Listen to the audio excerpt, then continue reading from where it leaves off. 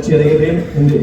இந்த வீதியானது செல்வச்சந்ததி கோவில் அர்த்தத்திற்கு பிறகு கேபினட்டில் இடம்பெற்ற கூட்டத்தில் நமது ஜனாதிபதி அவர்கள் வீடுகள் இல்லாமல் போனது 1000 கோடிக்கு மேற்பட்ட தொகை வந்து இந்த வடக்கு பகுதிகளுக்கு நாம் ஒதுக்கி யாழ்ப்பாண டிஸ்ட்ரிக்டுக்கு 425 கோடி பெறுமதியான தொகையினையும் நவரங்கள் தொண்டமானாறு வீதிக்குத்தான் அதிக அளவிலான ஒரு தொகையினை அமைச்சினை பொறுப்பெடுத்து 16 மாதங்களுக்கு மேலாகின்றது.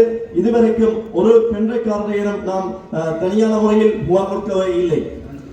முதல்ல நடந்தது அமைச்சர் என்ற பேரை சொல்லி அவற்றை இணைப்பு செயலாளர்கள் பெண்றைக்காரரோட கதைகேஸ்வரன் இங்கு முதலமைச்சராக இருந்த பொழுது 2 அமைச்சர்களை அவர் அமைச்சரவையில் இருந்து விலக்கி இருந்தார்.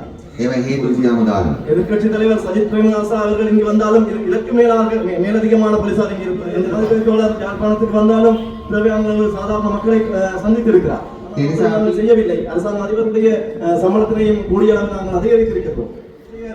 காணிகளை வந்து மீண்டும் யுத்த காலத்தில் கைப்பற்ற தனிப்பட்ட மக்களுடைய காணிகளை மீண்டும் நாம் கையளித்துக் கொண்டு செல்கின்றோம் மக்களிடமே. அதுபோல நாம் பாதுகாப்பு அமைச்சருடன் கூறியிருக்கின்றோம். இங்குள்ள பாதுகாப்புக்கு மேலதிகமான படையினரையும் நாம் இங்கிருந்து விலக்குவதாக பொறியியலாளர் கூறுகின்றார். அவ்வாறு சரியான முறையில் இந்த வீதி புனரமைக்கப்படும் இடத்து 15 வருடங்கள் வலிகிழக்கு பிரதேசம் பாரிய அபிவிருத்தியை பெறும் என்று நான் இந்த இடத்தில் ஹாய் ஹலோ நண்பர்களே வணக்கம். நாம் இந்த காணொலியில் பார்க்க இருப்பது யாழ்ப்பாணம் மாவரங்கால் தொண்டமானாறு வீதி நீண்ட காலத்துக்கு பின்னர் புனர்பணிகள் ஆரம்பமாகி உள்ளது.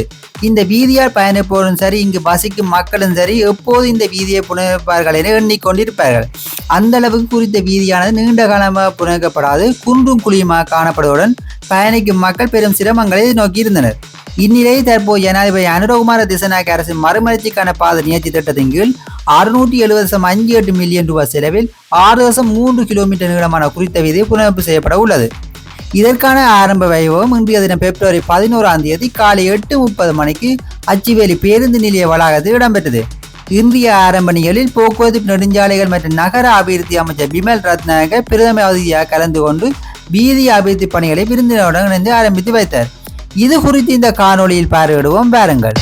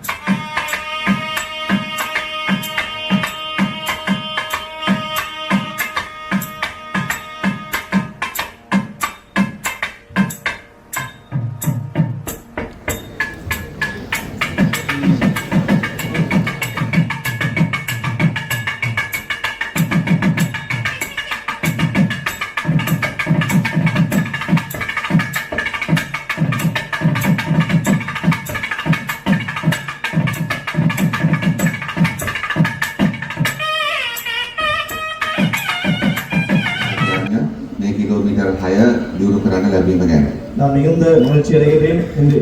இந்த வீதியானது செல்வச்சந்ததி கோவில் மற்றும் இங்குள்ள அச்சுவேலி பேஸ் ஹாஸ்பிட்டல் போன்றவற்றுக்கு செல்வதற்கான பிரதான மார்க்கமாக காணப்படுவதனை நிறுத்தி நான் மிகுந்த சந்தோஷம் அடைகின்றேன்.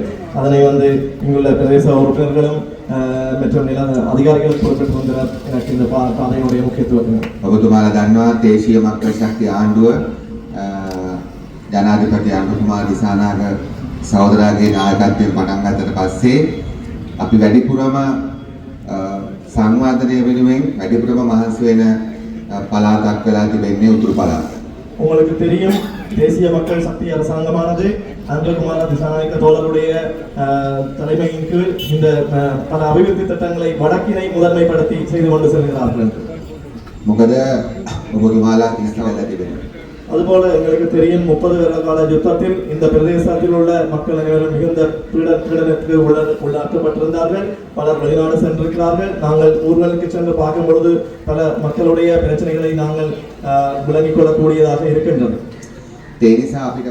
எங்களுடைய தேசிய மக்கள் சக்தி அரசாங்கத்தினுடைய பிரதான நோக்கமாக இருக்கின்றது இந்த பிரதேசத்துடைய மக்கள் யுத்தத்தினாலோ அல்லது வேறு அனர்த்தங்களினாலோ தனித்தனியாக உடைக்கப்பட்டு மிகுந்த கஷ்டத்தினை எதிர்கொண்டிருக்கிறவர்கள் என்றால் அவர்களை நாங்கள் மேற்கட்டி அவர்களை மேல் நோக்கி எழுப்புவதற்குரிய பொறுப்பினை நோக்கத்தினை எமது தேசிய மக்கள் சக்தி அரசாங்கமானது கொண்டிருக்கின்றது. ජනාධිපතිතුමා කියලා තියෙන විදිහටම අපි අපේ ආණ්ඩුවේ நாங்கள் பார்த்துக் கொள்வது எமது பிரதான நோக்கமாக காணப்படுகிறது. ඒ කියන්නේ අපේ රට තරම් ආණ්ඩු තිබිලා තියෙනවා. எங்களுடைய நாட்டில் தேவையான அளவு அரசாங்கங்கள் இருந்திருக்கின்றது கடந்த காலங்களில். හැම ආණ්ඩුවක්ම පාරවලුත් හදලා තියෙනවා. ஒவ்வொரு அரசாங்கங்களும் பல வீதிகளை அமைத்திருக்கிறார்கள். නේද? බෝකුත් හදලා තියෙනවා. போக்கும் அமைத்திருக்கிறார்கள் தானே.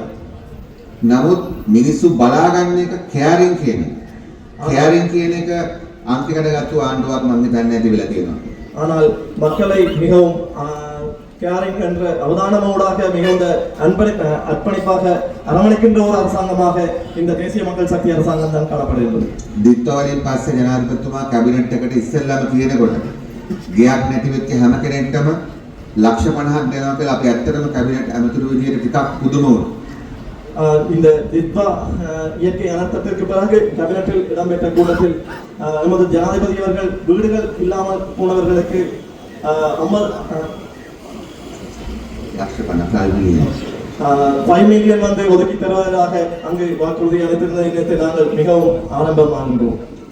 මොකද ඊට කලින් දීලා තිබුණේ ලක්ෂ 16 නිසා උපරිම. இதுக்கு முதல் கொடுக்கப்பட்டிருந்தது கூடிய அளவு 16 லட்சங்கள் மட்டும்தான்.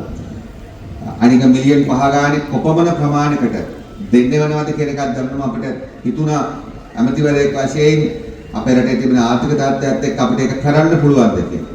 நாங்கள் நினைத்தோம் அந்த 5 மில்லியனை கொடுக்கும் பொழுது எங்களுடைய நாட்டினுடைய பொருளாதாரத்திற்கு அமைவாக இதனை எங்களால் செய்ய முடியுமா என்று. නමුත් ඒ අවස්ථාවේදී අන්න සහෝදරයා කියපු දේ තමයි අපිට තිබෙන්නේ මිනිස්සු බලා ගන්න එක. ඒගොල්ලන්ව උපේ රටේ පුංචි මිනිස්සුන්ව පොඩි මිනිස්සුන්ව අතහැරලා තමයි රට මෙච්චර කාලයක් පාලනය කරලා තියෙන්නේ. ඒ නිසා පොඩි මිනිස්සු බලා ගන්න ආණ්ඩුවක් හදලා තියෙන අවුරුදු 70 ගානකට පස්සේ ඒ නිසා අපි මේ දේවල් කරන්න ඕනේ කියන්නේ. ஆனால் ஜனாதிபதி தோழர் அவர்கள் குறிப்பிட்டார் நம்மளுடைய நாட்டில் முதல் தடவையாக சிறிய மக்களை நோக்கிய நாம் அவதானத்தினை செலுத்தக்கூடியதாக ஒரு அரசாங்கத்தினை அமைத்துக் கொண்டுள்ளோம். அந்த வகையில் அந்த அரசாங்கத்தினூடாக இவ்வாறான பெரிய தொகையினை நாம் இந்த பாதிக்கப்பட்ட மக்களுக்கு வழங்க வேண்டும் என்று குறிப்பிட்டிருந்தார். ඒ නිසා අපි උතුරු පළාතේ පාරවල් වලට අපේ අධ්‍යක්ෂ ක්‍රූස් මහත්මයා කිව්වා වගේ රුපියල් කෝටි 1000කට වැඩි වෙන් කළා තියෙන විශේෂ අවුරුද්දේ පාරවල් වලට විතරක්. 2026ஆம் ஆண்டு வந்து நம்மளுடைய வீதி அதிகார சபை மாவட்ட பொறியியலாளர் க்ரூஸ் அவர்கள் சொன்னதற்கமைய 10 பில்லியன் கோடி 1000කට වැඩි. 1000 கோடிக்கு மேற்பட்ட தொகை வந்து இந்த வடக்கு பகுதிகளுக்கு நாம் ஒதுக்கி இருக்கின்றோம் வீதி அபிவிருத்திக்காக. ඒ වගේම යාපනයේ දිස්ත්‍රික්කයට එතුමා කිව්ව විදිහටම අපි කෝටි 425කට ආසන්න මුදලක් වෙන් කළා තිබෙනවා පාරවල් වලට මේ අවුරුද්දේ. அதே போல யாழ்ப்பாண டிஸ்ட்ரிக்ட்டுக்கு 425 கோடி பெறுமதியான தொகையினையும் நாம் வீதி அபிவிருத்திக்காக ஒதுக்கி இருக்கின்றோம். මම හිතන්නේ මේ අවරංගල් තොන්නමනාර පාර තමයි මට හිතන විදිහට මුළු ලංකාවේම ග්‍රාමීය මාර්ගයක් වෙනුවෙන් වැඩියෙන්ම මුදල් යොදලා හදන පාර එහෙම නැතිනම් වැඩියෙන් මුදල් යොදලා හදන පාරවල් දෙක තුනෙන් එකක් තමයි මේ. நான் நினைக்கின்றேன் இலங்கையினுடைய கிராமிய வீதிகளை புனரமைப்பு செய்வதில் உள்ள திட்டங்களில் இந்த ஆவரங்கால் தொண்டமானாறு வீதிக்குத்தான் அதிக அளவிலான ஒரு தொகையினை நாம் ஒதுக்கி இருக்கின்றோம். அந்த வகையில் தான் இது ஒரு பிரதானமான ஒரு திட்டமாக காணப்படுகிறது. ඒ නිසා අපි මොන විදිහේ ආණ්ඩුවක්ද අපි කොහොමද හිතන්නේ කියන එක මම හිතන්නේ මේ හැම දෙයක් තුළින්ම ඔබතුමාලා තේරුම් ගන්න. இவ்வாறான அனைத்து திட்டங்களுக்கு கூடாக நீங்கள் விளங்கிக் கொள்ள வேண்டும். நாம் எவ்வகையான ஒரு அரசாங்கம் எவ்வாறு மக்களுடைய பிரச்சனைகளை பற்றி மிகுந்த அவதானிப்புடன் செயல்படுகின்றோம் என்பதனை நீங்கள் அனைவரும் விளங்கிக் கொள்ளக்கூடியதாக இருக்கும். ඒ නිසා අපි ඔබතුමාලාට මූලික කරුණු දෙක තුනක් ඉක්මනින් කියන්න කැමතියි. அந்த வகையில் சில விடயங்களை நான் முதலில் சொல்வதற்கு ஆசைப்படுகின்றேன். අපි මේ ජනාධිපතිවරණය මහමැතිවරණය මේ ජයග්‍රහණය කරද්දී අපේ රටේ ජනතාවට අපි දීපු පොරොන්දු තිබෙනවා. நாங்கள் இந்த நாட்டில் ஜனாதிபதி தேர்தலையும் பாராளுமன்ற தேர்தலையும் வெற்றி கொள்ளுகின்ற பொழுது நாம் இந்த நாட்டு மக்களுக்கு வழங்கிய வாக்குறுதிகள் சில உள்ளன. ඒ පොරොන්දු අපි ඔබතුමාලාට දුන්නේ වගේම ඒවා අපි අපේ පපුවේ කොටාගෙන තියෙන පොරොන්දු. அந்த வாக்குறுதிகள் வந்து உங்களுக்கு நாம் கொடுத்தது போல நம்மளுடைய இதயங்களிலும் நாம் அவற்றை பதித்து வைத்துள்ளோம். අපි ඔබතුමාට පොරොන්දු වුණා දේශපාලනඥයන් ලෙස කරන හොරකම දූෂණය නතර කරනවා කියලා. நாங்கள் உங்களுக்கு ஒப்புதல் அளித்திருந்தோம். அரசியல் என்ற ரீதியில் செய்யப்படுகின்ற ஊழல்கள் என்பவற்றை நாம் இல்லாமல் செய்வோம், அழித்தொழிப்போம் என்று சொல்லி. ඔබතුමා දකින්න තියෙන්නේ ග්ලෝබල් ඇන්ටි කරප්ෂන් ඉන්ඩෙක්ස් එකේ ලංකාව එක අවුරුද්දක් ඇතුළත අපි පොසිෂන්ස් විශාල ප්‍රමාණයක ඉස්සරහට අවිලා තිබෙනවා. உங்களுக்கு தெரியும் குளோபல் ஆன்டி கரப்ஷன் என்ற அட்டவணையில் நாங்கள் பல பாரிய ஒரு முன்னேற்றத்தினை இந்த ஒரு வருடத்தில் நாம் கண்டிருக்கின்றோம். අපි ජනාධිපතිතුමා ඉඳලා ඇමතිවරු මන්ත්‍රීවරු ප්‍රාදේශ සභා මන්ත්‍රීවරු දක්වා එක සතයක් අපි හොරකම් කරන්නේ. ஜனாதிபதி முதல் பாராளுமன்ற அமைச்சர்கள், உறுப்பினர்கள் மற்றும் பிரதேச சபை உறுப்பினர்கள் வரை ஒரு சதத்தை நாங்கள் வந்து ஊழல் செய்வதில்லை. ඕනනම් මේ කොන්ත්‍රාත්කාර සමාගමෙන් අහන්න පුළුවන් ඒගොල්ලන් එක රුපියලක්වත් ගොල්ලක රුපියලක්වත් මේ දේශපාලනඥයන් වෙනුවෙන් වෙන් කළ තියෙනවද මේ කොන්ත්‍රාත් දිනාගන්න. நீங்கள் தேவை என்றால் இதை கண்டக்ட் எடுத்திருக்கிற கண்டக்டரிடமே கேட்டுக்கொள்ள முடியும். ஒரு ரூபாவை ஏனும் அவர் ஏதாவது விதத்தில் நமது அரசாங்கத்திற்காக தந்திருக்கிறாரா, இந்த ஊழல் விதியில் தந்திருக்கிறாரா என்று கேட்டுக்கொள்ள முடியும். මම අමාත්‍යාංශයෙන් මාස 14ක් වෙනවා මම එකම එක කොන්ත්‍රාත් සමාගමක්වත් පෞද්ගලික මුණ ගැහිලා. நான் இந்த அமைச்சினை பொறுப்பெடுத்து 16 மாதங்களுக்கு மேலாகின்றது. இதுவரைக்கும் ஒரு பெண்டைக்காரரையும் நாம் தனியான முறையில் முகாம் கொடுக்கவே இல்லை. මම විතරක් නෙමෙයි මම වෙනුවෙන් කවුරුත් මුණ ගැහිලා නැහැ. நான் மட்டுமில்லை, என்னை சொல்லிக்கொண்டு எவருமே எந்த ஒரு பெண்டைக்காரருக்கும் முகாம் கொடுக்கவில்லை. නේද ඉස්සර උනේ ඇමති මුණ ගැහුවා නේද සම්බන්ධීකරණ එක මුණ ගැහිලා කුට්ටිය ගන්නවා. முதல்ல நடந்தது அமைச்சர் என்ற பேரை சொல்லி அவற்றை இணைப்பு செயலாளர்கள் கண்டைக்காரரோட கதைக்க போய் அடிவந்ததும் இருக்குதானே. එහෙමත් නැහැ. அப்படியும் இடம்பெறவில்லை. විග්නේශ්වර මහමන්තුමා ඉන්න කාලේ උතුරු පළාතේ ඇමතිවරු දෙන්නෙක් වයින් කරා. உங்களுக்கு தெரியும், விக்னேஸ்வரன் இங்கு முதலமைச்சராக இருந்த பொழுது 2 அமைச்சர்களை அவர் அமைச்சரவையில் இருந்து விலக்கி இருந்தார். ඒව හේතුව ඔබතුමාලා දන්නවා. அதற்குரிய காரணங்களும் உங்களுக்கு தெரியும். ඒ නිසා අපි දුන්නු පොරොන්දු එක අපි දේශපාලන දූෂණය නතර කළා තිබෙනවා. அந்த வகையில் நாம் மக்களுக்கு கொடுத்த வாக்குறுதியில் ஒன்றுதான் இந்த அரசியல் ஊழலை நாம் ஒழிப்போம் என்று சொல்லி. ඒ වගේම අපි කිව්වා අපි ඇමතිවරු මන්ත්‍රීවරු විදියට අපි ජනතාවගේ ආණ්ඩු වරප්‍රසාද ගන්න එක බංගලෝස් වෙන්න පුළුවන්, වාහන වෙන්න පුළුවන්, සිකියුරිටි වෙන්න පුළුවන්, අපි ඔක්කොම නතර කළා තිබෙනවා. உங்களுக்கு தெரியும், அதே போல் நாம் கூறியிருந்தோம் பாராளுமன்ற அமைச்சர் என்ற வகையில், பாராளுமன்ற உறுப்பினர் என்ற வகையில் அரசாங்கத்தினால் கொடுக்கப்படுகின்ற அனைத்து வரப்பிரசாதங்களையும் நாம் வந்து பெற்றுக்கொள்ள போவதில்லை என்று. வாகனங்கள் என்றாலும் சரி, பாதுகாப்புக்குரிய உத்தியோகங்கள் என்றாலும் சரி, நாம் எடுத்துக்கொள்ள போவதில்லை என்று சொல்லி கூறியிருந்தோம். දැන් මෙතන මම ඉන්නවා කැබිනට් ඇමතිවරයෙක් විදියට, ආණ්ඩුකාරතුමා ඉන්නවා, අපේ ડોක්ටර් ඉන්නවා, ජයචන්ද්‍රමූර්ති මන්ත්‍රීතුමා ඉන්නවා. ඔය 4 දෙනාට විතරක් ගත්තා වෙන කාලේ කාවනම් මෙතන පොලිසිය හමුදාව විතරක් 250 පයින්. இதுவே ஒரு வேறு காலத்தில் இங்கு வந்து நான் வந்து அமைச்சர் கேபினட் அமைச்சர் என்ற முறையில் வந்திருக்கின்றேன். கௌரவ ஆளுநர் வந்திருக்கிறார். அதுபோல பாராளுமன்ற உறுப்பினர்கள் ரஜீவன் மற்றும் வைத்திய பாரந்தராஜா அவர்கள் வந்திருக்கிறார்கள். இதுவே வேறொரு காலமாக இருக்குமா இருந்தால் முன்னைய காலங்களில் இங்கு ஒரு பாரிய படையினரையும் போலீசினரையும் நாம் கண்டுகொள்ளக்கூடியதாக இருக்கும். அப்படித்தானே දැන් මොකද වෙලා? இப்பொழுது என்ன மாதிரி நடந்திருக்கிறது? දැන් ට්‍රැෆික් පොලිසිය මහතුරුයක් ඉන්නවා අපි බලාගන්න. இப்பொழுது ட்ராஃபிக் போலீசார் சிறு தொகையினர் இருக்கிறார்கள் எங்களை பாதுகாத்துக் கொள்வதற்கு. විපක්ෂ නායක සජිත් ප්‍රේමදාස මහත්තයාවත් මීට වැඩි පොලිසිය හමුදාවක්. எதிர்க்கட்சி தலைவர் சஜித் பிரேமதாச அவர்கள் இங்கு வந்தாலும் இதற்கு மேலதிகமான போலீசார் இங்கு இருந்திருப்பார்கள். මම හිතන්නේ සුමන්දිරන් මහත්තයාට ආරක්ෂා දීලා තියෙනවා. நான் நினைக்கிறேன் சுமந்திரன் அவர்களுக்கு முன்பான பாதுகாப்பு அளிக்கப்பட்டிருந்தது. මොන ආරක්ෂාව විනයට ආරක්ෂක ප්‍රශ්නයක් තියෙනට ආරක්ෂා දෙනවා. உண்மையில் பாதுகாப்பு தொடர்பான பிரச்சனை இருந்தால் கட்டணமான பாதுகாப்பு வழங்குவோம். ඒක ප්‍රශ්නයක් නැහැ. அது ஒரு பிரச்சனை இல்லை. ඒක තියෙන අයිතිය. அது அவர்களுடைய உரிமை. නවතල පෙන්නලා තියෙන අපි වෙනස් ආණ්ඩුවක් කියලා. ஆனால் நாம் காட்டி இருக்கிறோம் மக்களுக்கு நாங்கள் ஒரு வித்தியாசமான அரசாங்கம் அமைப்பது. ජනාධිපතිතුමා යාපනයට ආවම හැම ඕන තැනක ආවොත් එතුමා මිනිස්සු හම් වෙනවා. எங்களுடைய ஜனாதிபதி தோழர் யாழ்ப்பாணத்துக்கு வந்தாலும் தேவையான சாதாரண மக்களை சந்தித்திருக்கிறார். ඒ නිසා අපි ඇමති මේ වරප්‍රසාද නැති කරගෙන අඩු කරලා පෙන්නලා තියෙනවා. அந்த வகையில் நாம் இந்த மாதிரியான எங்களுடைய அரசாங்கத்தினால் அளிக்கப்படுகின்ற சில வரப்பிரசாதங்களை வந்து நாம் முடிந்த விரைவில் எடுத்துக்கொள்ளவில்லை. අපි රජයේ සේවකයන්ගේ වැටුප් වැඩි කරනවා කියලා පොරොන්දුලා වැඩි කළා තිබෙනවා. நாம் அரசு உத்தியோகத்தருடைய சம்பளத்தினை அதிகரிப்போம் என்று கூறியிருந்தோம். அதற்கு முன் அதிகரித்து இருக்கின்றோம். අපිට ඕනනම් කියන්න තිබුණා දික්වා නිසා මොනවාද සුලිකුණාට නිසා සල්ලි නැහැ ඒ නිසා අඩි වැඩි කරන්න බෑ කියලා. எங்களுக்கு சொல்ல இருந்தது இந்த டிட்வா இயற்கை அனர்த்தத்தினால் மற்றும் இந்த சூறாவளியினால் நமது அரசாங்க உத்தியோகத்தருடைய சம்பளத்தினை அதிகரிக்க முடியவில்லை என்று சொல்லி. එහෙම කරේ නැහැ. දැන් දිසාපතිතුමාගේ පරිය ගොඩක් වැඩි වෙලා තියෙනවා. ஆனால் அப்படி நாங்கள் செய்யவில்லை. அரசாங்க அதிபருடைய சம்பளத்தினையும் கூடிய அளவில் நாங்கள் அதிகரித்திருக்கிறோம். නේද? இல்லையா? ඒක මොනේ හිනාව. அவருடைய முகத்தில் ஒரு சிரிப்பு வருகின்றது. එනමන මදි වගේ ටිකක්. ஆனால் அவருக்கு கொஞ்சம் அது போதாது போல தெரிகிறது. අපි මේ මාස 14 වෙනිදා අනුපතවත් උසාරයක් අටුපටි කළා තියෙනවා. இதனுடைய அரசாங்கத்தினுடைய ஜனாதிபதி தோழர் வந்து 3 முறை சம்பளத்தினை உயர்த்தி இருக்கிறார். දික්වා ASCII තමයි අපේ ආර්ඩීගේ අධ්‍යක්ෂකතුමාලා ගලවා කඩි කළේ. இந்த டிட்வாவில் இயற்கை அனர்த்தத்திற்கு மத்தியிலும் ஆர்டிஏ இந்த சம்பளத்தினை நாங்கள் அதிகரித்திருக்கிறோம். එතුමාලට වැඩි අඩුයි. ඒකයි වැඩි කරේ. அவர்களுக்குரிய சம்பள தொகையினால் மிகவும் குறைவானது. அதனால் தான் அவர்களுக்கு அதை கூட்டி கொடுத்திருந்தோம். ඒ වගේම ඔබතුමාලා දන්නවා මාලයක ජනතාව ඉතාම දුෂ්කර ජීවිතයක් ගෙවන්නේ නේද? අපි රසතේ බිව්වට ඒගොල්ලන්ගේ ජීවිත තිත්තයි. නිසා ආණ්ඩුවෙන් සල්ලි දීලා තමයි අපි මාලයක ජනතාවක වැටුපැඩි කරලා තිබෙන්නේ මේ ජනවාදී. உங்களுக்கு தெரியும் மலையக மக்கள் மிகுந்த கஷ்டத்துக்கு மத்தியில் வாழுகின்றார்கள். வறுமையின் அடிப்படையில் அவர்கள் மிகுந்த கஷ்டங்களை எதிர்கொள்கிறார்கள். அந்த வகையில் அரசாங்கத்திலிருந்து நாம் பணத்தை ஒதுக்கித்தான் அவர்களுடைய சம்பளத்தினை நாம் அதிகரித்திருக்கின்றோம். ඒ වගේම අපි ජාතිවාදයෙන් ආගම්වාදයෙන් තොර ආණ්ඩුවක් කරනවා කියලා පොරොන්දු වෙලා තිබෙනවා. அதுபோல நாம் மக்களுக்கு ஒரு வாக்குறுதியை கொடுத்திருந்தோம். இந்த இனவாதம் மதவாதத்தில் இருந்து விலகிய ஒரு அரசாங்கத்தினை முன்னெடுப்போம் என்று சொல்லி.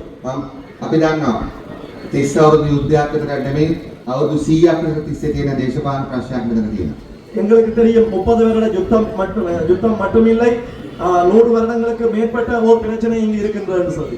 අපි ප්‍රශ්න විසඳගෙන මිනිසුත් එක්ක එකතු වෙලා කරගෙන යනවා.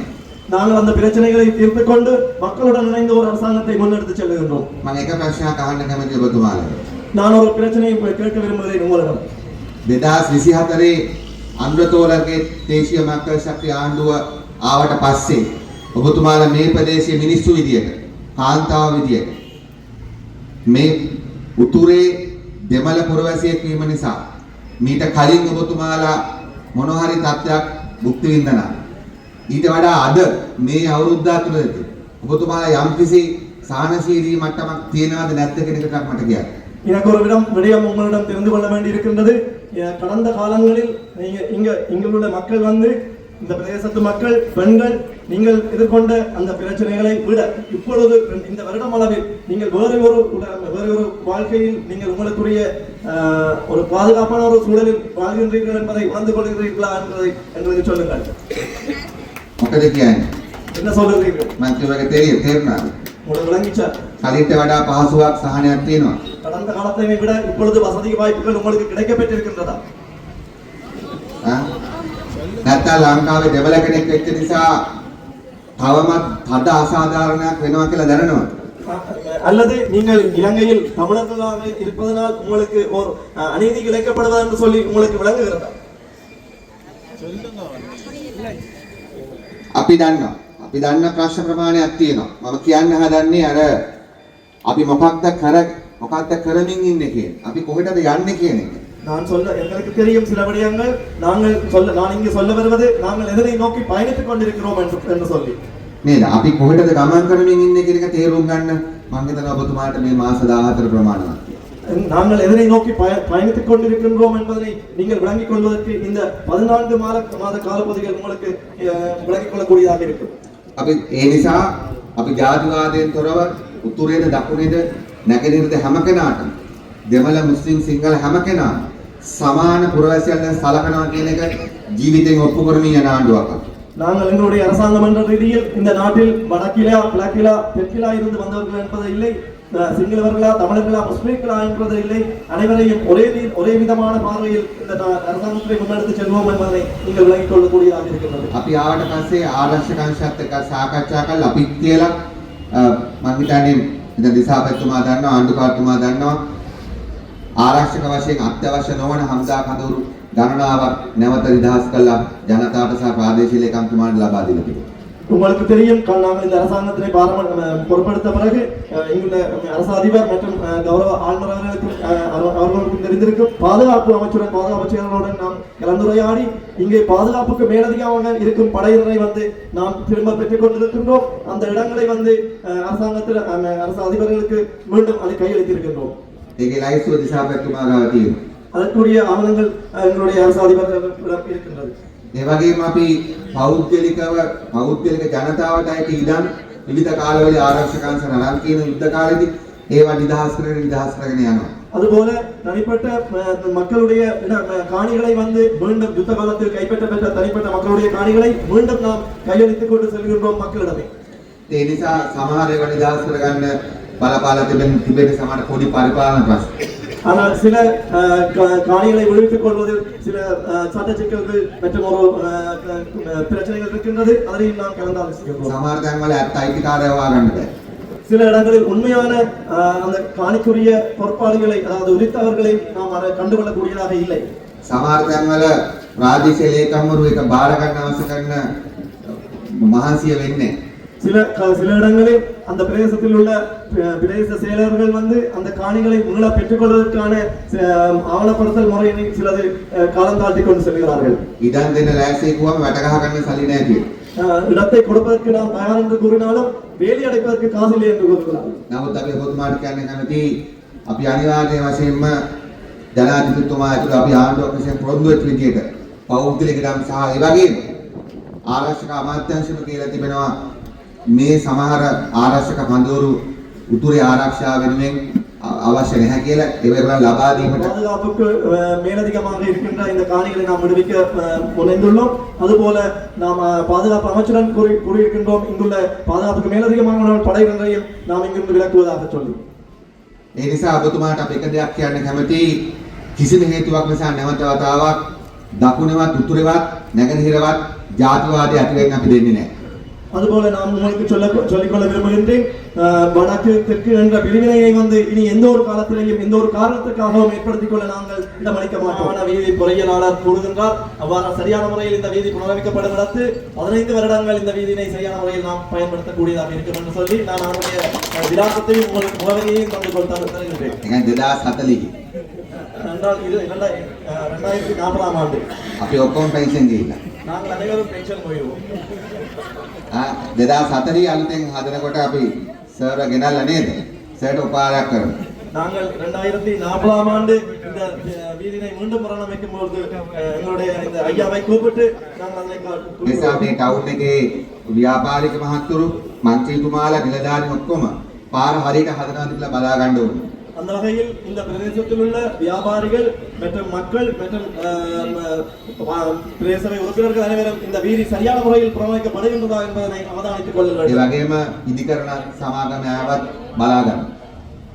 ඒගොල්ලන්ට ඔය තේකක් හරිනේ දීලා නේද? ආදරෙන් බලා ගන්නත් තව හොඳට හදන්න. அந்த வகையில் இங்கே இருப்பவர்களுக்கு அதாவது வீதி புனரமைப்பவர்களுக்கு அன்பான முறையில் தேநீர் முதலியவற்றை பகிர்ந்தளித்து பராமரித்துக் கொள்ள வேண்டும். அதான் ஏன்னா ஒத்துமான சிவதனாட்டம ஜெயவா அந்த வகையில் உங்கள் அனைவருக்கும் வெற்றி உண்டாகட்டும். வேகமாக இந்த எங்களுடைய ஆட்சி காலத்திலே சகல வீதிகளை முனைத்து அந்த வீதிகளை நாங்கள் புனரமைத்து நாங்கள் உங்களுக்கு தருவோம் என்று இந்த இடத்திலே கூறிக்கொள்கின்றேன். குறிப்பாக பனிக்கிழக்கு பிரதேசம் பாரிய அபிவிருத்தியை பெறும் என்று நான் இந்த இடத்திலே உங்களுக்கு நான் தெளிவாக கூறிக்கொள்ள விரும்புகின்றேன். இது மக்கள் அரசாங்கம், மக்களுக்காக வேலை செய்கின்ற அரசாங்கம், ஊழலற்ற அரசாங்கம். எனவே நாங்கள் ஊழல்கள் இல்லாமல் உங்களுக்கு தெரியும் இலங்கை நாடான நீண்ட காலத்துக்கு பிறகு ஊழல் நாடுகளில் இருந்து பல எண்ணிக்கையில் முன்னேறி இப்பொழுது ஒரு நல்ல நாடாக நகர்ந்து கொண்டிருக்கின்றது. அது காரணம் உங்களுடைய ஆதரவும் அன்பும் தான். எனவே வடக்கு மாகாணத்தில் செய்யப்படுகின்ற அதிகூடின பருவகால ப்ராஜெக்ட் வட்டுவாங்கல் பாலம், அதுக்கு அடுத்ததாக பெருமளவு நிதியில் கிட்டத்தட்ட 800